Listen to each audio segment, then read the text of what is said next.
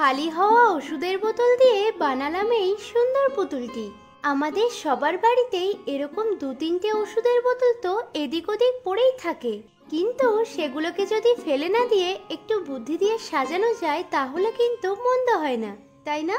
তো সেই মতোই আমি ওই ফাঁকা বোতলটি নিয়ে বসে পড়ি কাজে। প্রথমে ক্লে দিয়ে পুতুলের বডি শেপ তৈরি করে নিয়েছি, তারপর একে একে পুতুলটিকে সুন্দর করে সাজিয়ে নিয়েছি। ক্লেটি ভালোভাবে শুকিয়ে যাওয়ার পর পুতুলটিকে কালার করে নেব।